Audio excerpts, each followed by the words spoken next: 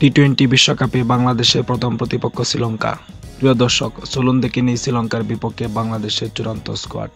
বাংলাদেশের সাম্প্রতিক ফর্ম বিবেচনা করলে বাংলাদেশের টপ অর্ডার ব্যাটসম্যানরা খুব বাজে অবস্থাতে আছে, যার জন্য বাংলাদেশ ইদানিং প্রত্যেকটি ম্যাচে জয়ের চেয়ে হারের পরিমাণই বেশি, যার জন্য ইদানিং বাংলাদেশ প্রায় প্রত্যেকটি ম্যাচেই হারছে।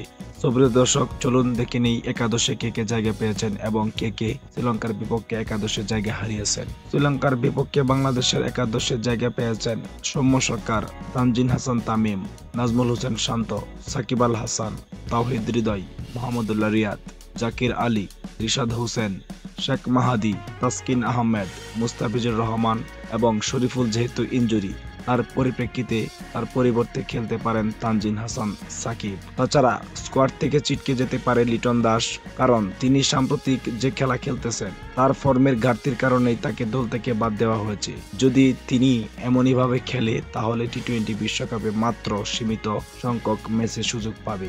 প্রিয় দর্শক, বাংলাদেশের স্কোয়াডে যদি তামিম ইকবাল এবং মেহেদী হাসান মিরাজ এবং বোলিং অলরাউন্ডার সাইফুদ্দিন থাকতো তাহলে স্কোয়াডটা কিন্তু আসলে অনেকটা শক্তিশালী হতো।